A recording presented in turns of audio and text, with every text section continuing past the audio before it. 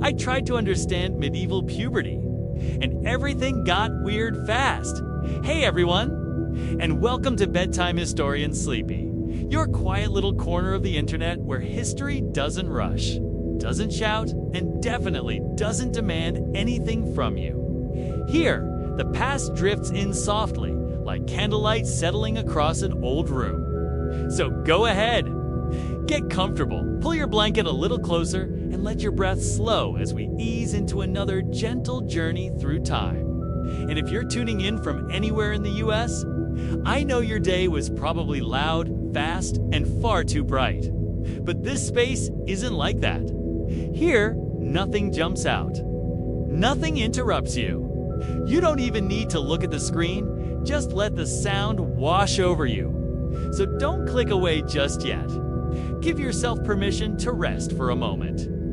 This is your pause, your quiet break, your soft landing after everything else. Let your shoulders drop, let the noise fade, and let the story carry you slowly, piece by piece into calm. If you haven't already, go ahead. Dim the lights. Pull your blanket a little higher. Let your breath settle, because exploring adolescence in the Middle Ages is a bit like opening an old wooden chest in a forgotten attic. You're expecting maybe a few dusty toys, but instead you find a half-finished tapestry, 3 contradictory instruction manuals, and a letter from someone named Agnes apologizing for the incident. And naturally, none of it makes sense. But don't worry, we're going to float through this gently, softly, calmly, with just enough dry humor to keep you awake, until it lulls you right back down again. So take a slow breath and let's drift together into a world where everything was confusing, misinformed, unhygienic, and of course, taken far too seriously by the people least qualified to understand it. Welcome to medieval puberty, settling gently into the Middle Ages now. I want you to imagine the Middle Ages the way most people accidentally picture it. A cold stone castle, a torch flickering in the hallway, some knight walking around in full armor indoors for no reason, and yes, that place did exist, but it's not where puberty happened, no. Puberty mostly happened in drafty cottages, cramped kitchens, overcrowded towns, and the occasional slightly nicer manor house where everyone pretended things were perfectly normal despite the fact that absolutely nothing was. Because the truth is, medieval puberty was less like a natural biological process and more like a communal meltdown, a slow, strange transformation that nobody fully understood. But everyone had very enthusiastic opinions about, so enthusiastic. In fact, that entire treatises were written. Doctors, priests, monks, herbalists, barbers, and the occasional neighbor who claimed to know things all had their own ideas. Some believed puberty began when the humors warmed. Some thought it began when the soul ripened. And some believed it happened because children ate too many moist foods, which is perhaps the least helpful theory ever recorded. But let's not rush. Let's wander in slowly. Soft glide into medieval childhood. Before things got strange, before hitting puberty. Medieval children didn't really get a childhood in the modern sense. You had infancy, then toddlerhood. Then suddenly you were either working in a field, apprenticed in a shop, or assisting your mother with household labor while being told sternly not to touch the butter churn with dirty hands. Playtime existed. Yes, but it happened in between actual responsibilities. You might chase a hoop or play with a carved wooden figure, but only until someone shouted your name with that tone. That means stop enjoying yourself. We need help lifting this goat. By the time puberty approached, children were already behaving like miniature adults, which made the biological part even more confusing. Because imagine going from small adult who has chores to small adult with chores and unpredictable emotions, and no one explaining anything. Okay, brings us to the next quiet revelation. Medieval adults didn't understand their own bodies and, therefore, absolutely did not understand puberty. Medical knowledge was based on the four humors: blood, phlegm, yellow bile, and black bile. These were believed to control, well, everything from mood to complexion, to whether you would suddenly start crying for no reason something. Medieval writers described as a temporary imbalance rather than being 15. If a teenager became irritable, doctors would say, "Ah, yes, too much blood." It happens. If they were moody, melancholy overtakes them. If they were energetic, the humors are boiling. If they were confused, indeed, we all are. Puberty itself was described as the flower of youth, which sounds poetic until you read the rest of the manual and realize the flower part mostly referred to sweating, headaches, and the general sense that one might collapse at any moment. But let's float toward one of puberty's most delightfully awkward features. Medieval growth spurts, or why is your child suddenly huge? Growth spurts were terrifying to medieval parents, because imagine raising a small, manageable 8-year-old and then one day, without warning, they get taller, louder, an unexpectedly opinionated dot in medieval texts. Adolescents were described as quick to rise in height, temper, and foolishness, which might be the most honest medical statement in history. Medieval mothers would sigh and say things like, "The child grows like a bean in spring." Meanwhile, fathers would stare at their rapidly lengthening sons and whisper, "This is unnatural," as if the boy had personally chosen to grow 6 inches. Overnight, girls' growth spurts were treated with even more. Confusion. Writers described them as ripening too quickly, which makes it sound like they were fruit left out in the sun too long. One French physician wrote that young girls blossom in strange ways. No further explanation, just strange. But don't worry, it gets weirder. Skin problems. Medieval acne was a moral issue. Teenagers have acne. It happens, it's normal. But medieval people, they took it personally. Acne was described not as a medical condition, but as a sign of inner moral failing, a physical punishment for youthful impulsiveness, a visible display of hot blood rising to the surface. Priests would say, teenagers' pimples showed their impure thoughts. Doctors claimed it meant excessive heat, which was there. Explanation for almost everything, including headaches, fevers, and enthusiasm. Treatments included washing with vinegar, praying, more often avoiding spicy food, supplying mashed beans to the fasignoring it and hoping it. Stop scaring the neighbors. One writer insisted acne came from too many baths, which is hilariously incorrect considering most medieval teenagers took approximately 0 baths unless water physically fell on them from the sky. Emotional meltdowns. Medieval style teenagers cry, teenagers sulk, teenagers stare out windows as if pondering the meaning of life. Medieval adults saw all this and said, "Ah, yes, the humors boil. The child is in the tempest of youth." Lessons were described as easily angered, doverly, dramatic, horizonally, sleepy, frequently. Confucied, prone to loud declarations about their personal destiny. Not much has changed, honestly. But medieval writers had a way of making normal teenage emotions sound like apocalyptic prophecy. One 14th century monk wrote, "Youth is the fire that tries the soul," which is a very dramatic way of saying that.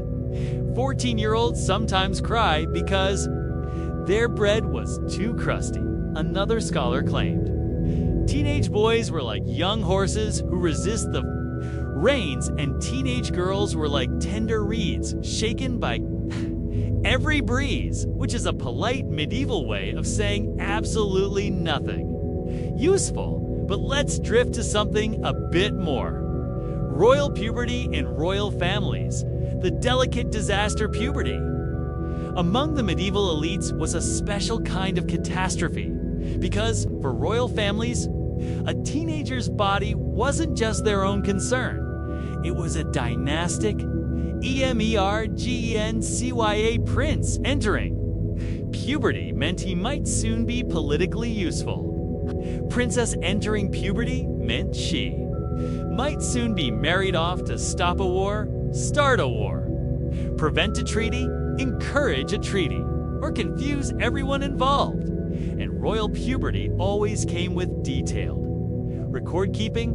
Court officials would make notes like, "The prince's voice deepened this week. Princess appears pale but energetic. The young lord has taken to staring into space. We pray it is not an omen.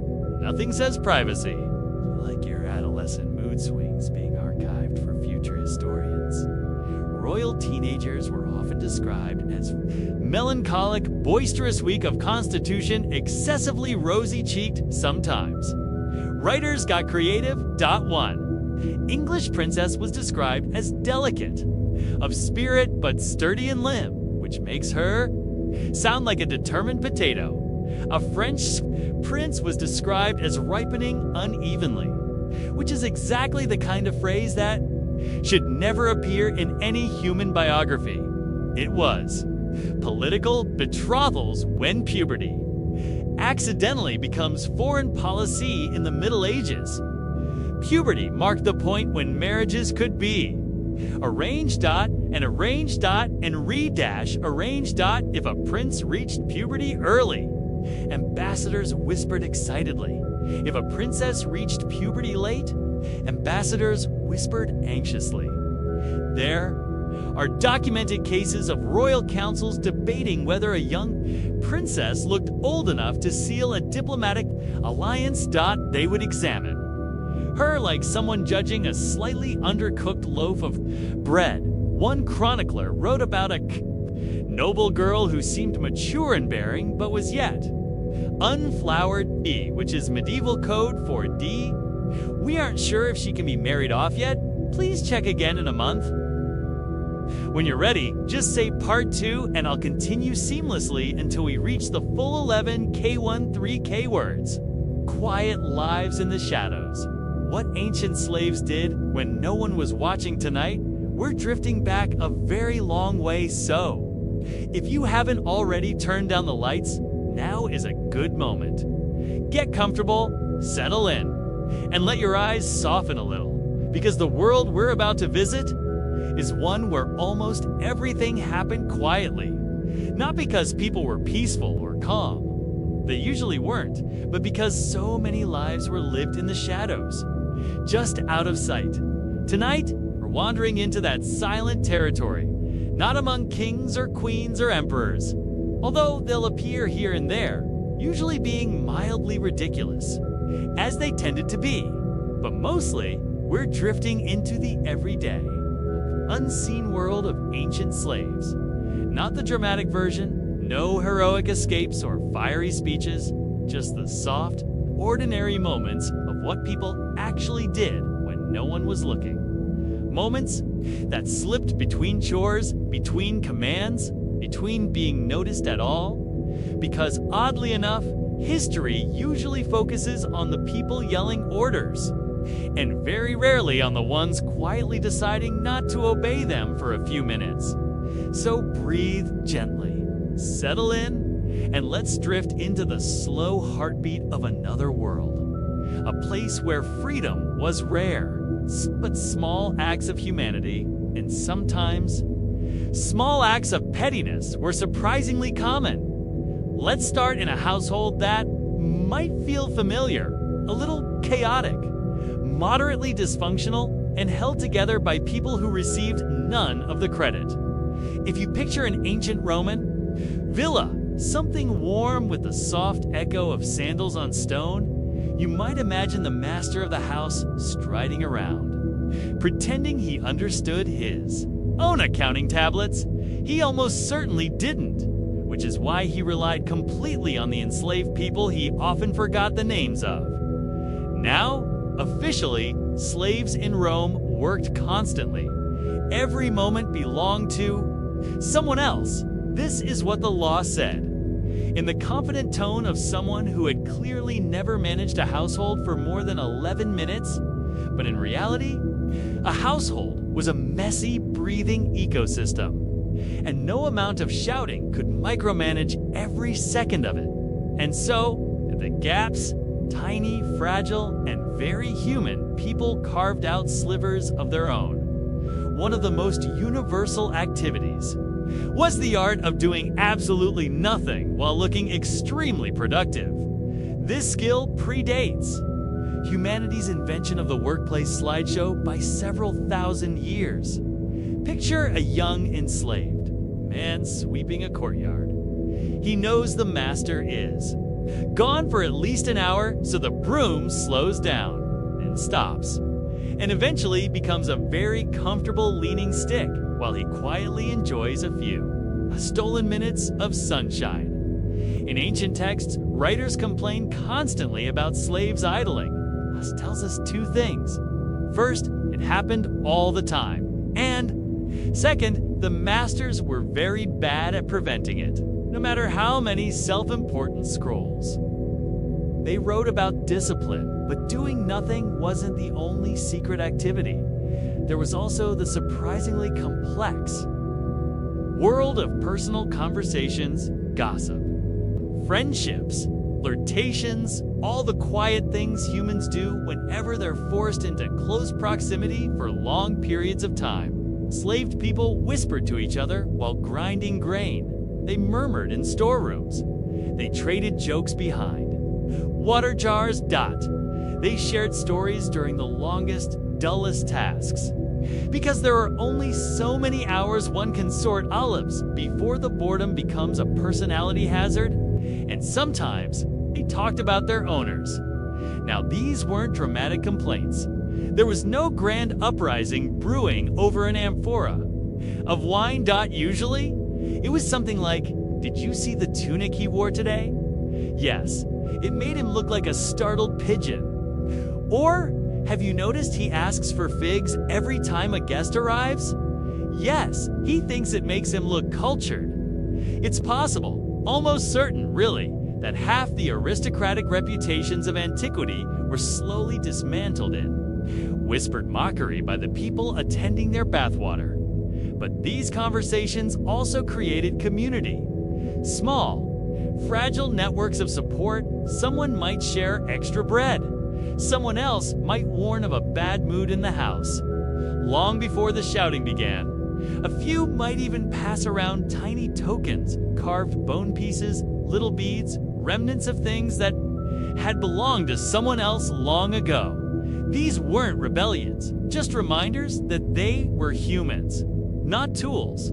And in a world that tried to deny that, the quiet proof mattered. Let's drift now, slowly, to another kind of household, a grander one, Greek instead of Roman, where life was a little more philosophical, and yet somehow even more supervised. The Greeks liked to imagine themselves as the most rational. People on Earth, many of them were so busy being rational that they had to outsource nearly every practical task in their lives. Naturally, this meant relying heavily on enslaved people. But even here, even under the watchful eye of very self-serious philosophers, the quiet moments slip through. Take the enslaved tutor, the pedagogos. He walked the family's child to school each day, which meant long stretches of time on the road with no one else watching. And like every adult stuck with a bright but exhausting 10-year-old, he learned to slow the pace. Take the scenic route. Pause to tie a sandal, even though the sandal was perfectly fine. Have a long, thoughtful conversation with a neighbor, knowing the child would repeat none of it accurately. These walks became tiny pockets of freedom, not enough to change the world, but enough to breathe. Sometimes the enslaved tutor would slip in opinions the parents might disapprove of. Not dangerous ones, just small, gentle corrections to balance out the father's more dramatic ideas. If the father had announced at breakfast that democracy was ruined because the neighbors were noisy last night, the tutor would calmly say things like, well, now, not every noisy neighbor destroys a government. Some simply enjoy their wine a bit too freely. And the child, being 10, would forget the exact phrasing, but somehow remember that father was slightly more ridiculous than he appeared. This is how a surprising number of ancient children developed a little common sense, not from the lofty speeches in the schoolroom, but from the soft corrections offered by the person walking beside them. Now we drift lightly toward the kitchens. Ancient kitchens were loud, smoky places full of activity, but once the main meal of the day was finished, everything slowed, the fires dimmed, the pressure eased, and in that light afternoon lull, enslaved cooks often created tiny culinary experiments, not grand ones, just small personal touches. A pinch of herbs the master would never notice, a little honey blended with leftover grain, a piece of fruit roasted quietly at the edge of the fire. These weren't treats of luxury, just small sensory joys, tastes that belonged only to them. A reminder that even in a world where your body was controlled, your palate could be yours for a moment, and in households where the master was particularly insufferable. The kind who wrote long treatises about table etiquette, the kitchen staff cultivated an art form you might call the micro-adjustment. The master liked his wine mixed just so, 3 parts water to 1 part wine, a recipe he bragged about endlessly. But the staff, understandably, discovered that adding a little more water made him less talkative at dinner, so they adjusted it. Just slightly, he never noticed, but the dinner table became noticeably more peaceful. This was not rebellion. This was survival. Let's drift again, gently, toward another place where ancient slaves reclaimed slivers of time. The workshops, potters, metalworkers, weavers, many enslaved people had crafts. Not glamorous ones, but they required skill, which meant the masters couldn't hover too closely without disrupting the process.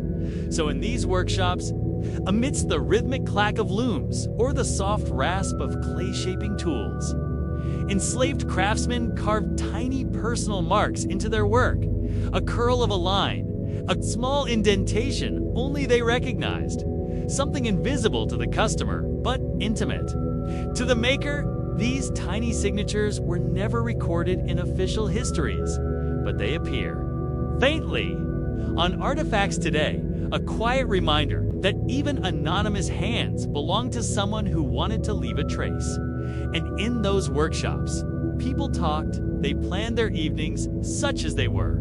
They shared news from the market. They debated which neighbor had the most poorly trained rooster. Ancient complaints about roosters were widespread somewhere in almost every city. A bird was loudly ruining someone's sleep. This is one of the few aspects of antiquity that remains.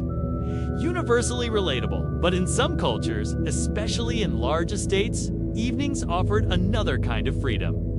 Religion, not the official religion of temples and festivals, but personal, quiet ancestral rituals that enslaved people preserved in corners of courtyards or near the hearth when no one was watching. A little bowl of grain left out at night. Whispered prayer in a mother's language. A charm tied to a bedpost. Tiny rituals that masters found superstitious, which is ancient code for someone else's culture. These small ceremonies weren't defiance. They were memory, the gentle kind that keeps a person whole. And sometimes, these rituals became social events in disguise. A few people slipping out after dark, a shared moment of silence. maybe a song, sung softly so it wouldn't carry beyond the walls. These weren't large gatherings. Those were risky.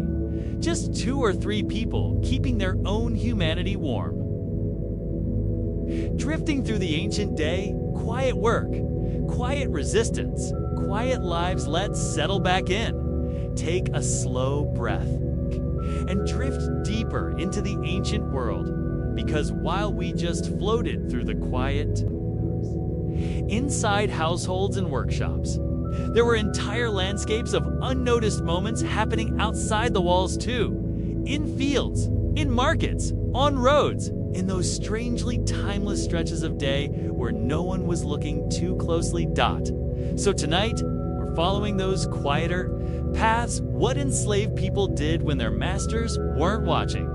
Doors, on the move, or conveniently out of earshot. Let's drift gently to the fields first. Not the dramatic version, not the films. With sweeping shots of golden wheat and intense music. Just the real version. Dusty, slow, repetitive, and filled with long stretches where the only supervisor was the sun. Fields were supposedly heavily watched. Landowners loved long speeches about strict supervision, usually given from a shaded veranda while holding a snack. But in reality, fields were enormous, supervisors were few and human. Attention spans were short, even in antiquity. So what did enslaved field workers do when no one was watching? The first thing, unsurprisingly, was rest. Not sleeping, that was too risky, but tiny breaks, slow stretches, brief pauses, moments, where someone leaned on a hoe and stared at the far horizon with the expression of a person internally counting the number of decisions that led to this exact patch of dirt. Ancient writers complained about this endlessly, which means it definitely happened. The second quiet activity was talking, which may not sound profound, but when the world tried to control every aspect of your existence, talking freely casually became its own form of relief. Conversations drifted between the rows, some about work, some about family, some about weather, patterns, and some about which overseer had the most unfortunate haircut. It's a universal truth that human beings, when pressed into groups, will eventually critique someone's hairstyle. There were also practical discussions. Who needed help finishing their row? Who had news from the household? Who overheard something useful or dangerous? In every society with slavery, enslaved people developed quiet, informal intelligence networks. Small bits of information passed softly from worker to worker. Like birds exchanging notes during migration, not rumors of rebellion, just the kind of information needed to survive a world that changed moods quickly. Now, let's drift to another field activity. Singing. Many ancient field workers sang to pass. The time, not loudly, just soft, rhythmic lines that matched the motion of the work. Owners wrote worried letters about this. Is singing a distraction? Will it make them lazy? What if they are singing insultingly about me? Which, to be clear, they probably were. Human nature is wonderfully consistent. If someone forces you to weed grapevines all day, the temptation to write a mildly insulting song is nearly irresistible. These songs rarely survive in text, because the ancient world only preserved elite voices, but traces of them appear in scattered notes, short lines quoted by authors who didn't realize they were recording someone else's quiet resistance. A small tune, a simple refrain, the kind of line that helps keep a long afternoon moving. Now, let's drift gently toward another environment. The roads. Many enslaved people carried goods, escorted children, delivered messages, fetched water, bought supplies, or hauled things. The owners insisted they needed immediately, for reasons no one fully understood. The road became one of the few places where a person might walk without being directly observed. Think of a young man carrying a basket of lemons into town, something the mistress insisted on at the worst possible moment. He walks slowly, very slowly. He stops to adjust the basket, even though it is perfectly fine. He talks briefly to a neighbor. He quietly picks a ripe fig from a tree leaning too close to the road, a small act of botanical redistribution. Sometimes these trips turned into tiny social gatherings. If two enslaved workers from different households crossed paths, they might walk together for a while, trading news from their respective domains. He's in a terrible mood today. One might say the bread was too crusty again, or they're arguing. About inheritance? It's very dramatic. I enjoy it more than I should. These roadside conversations were harmless, but meaningful. For people denied autonomy, simply choosing one's walking pace or conversation partner became a quiet expression of freedom. And occasionally, errands became opportunities for private hobbies. Some enslaved individuals collected things: a pretty stone, shaped piece of pottery, an unusual shell, objects with no monetary value, but personal significance. Archaeologists find these tiny collections sometimes tucked into corners of slave quarters. A reminder that even in oppressive systems, the human instinct to treasure small beauties persists like a stubborn little flame. Let's drift further into the ancient city, the markets. The busiest, but least supervised places in antiquity. Markets were chaotic, crowded, loud, overwhelming. A place where sellers tried to outshout each other in what must have been an early form of competitive vocal athletics. Masters often sent enslaved people to the market with lists, shopping lists, ingredient lists. Try not to get cheated this time lists. But once someone disappeared into the market crowd, supervision dropped dramatically. So what did they do? First, they talked a lot. Markets were hubs of social life for enslaved people. This was where news traveled, not just household news, but city news: who married whom, who offended which official, which general was returning from a campaign with more confidence than military talent, which aristocrat bought a hideous imported statue. And yes, markets were the birthplace of ancient memes, not images, just jokes, repeated and reshaped, moving through the crowd at the speed of human amusement. Second, they bartered quietly on the side. Many enslaved people were allowed to keep tiny amounts of money peculium, which they saved over years. Coin here, another there, enough for small personal purchases. So, in the market, someone might buy a scrap of cloth to use as a head wrap, a pinch of expensive spice reserved for a rare personal treat, a carved bead, a child's toy, a tiny lamp. Nothing grand, but in a life governed by someone else's schedule. The act of choosing something, even something small, created a sense of self. Third, they lingered intentionally. If a master expected someone back in an hour, well, the market was large and very crowded and full of distractions, so there was no rush. The lemons could wait, the bread could wait, the master's vague craving for olives could certainly wait. And in those extra minutes, people relaxed brows, softened, shoulders lowered. Someone might watch a street performer, or listen to a storyteller, or hover near a food stall sniffing roasted barley cakes with longing they hoped wasn't too obvious. Tiny freedoms. Ephemeral ones, but real. Let's drifts now toward the water sources, wells, rivers, washing areas. These places were universal gathering points. Fetching water was one of the longest, least monitored tasks in the ancient world, and so, quite predictably, became a favorite moment for socializing. Imagine a group of women at a communal well, drawing water, filling jars, talking quietly. laughing at things the masters would consider improper, which usually just meant joyful. Wells were safe spaces for emotional expression, a place to vent, to cry, to share advice, to confess fears, to comfort each other.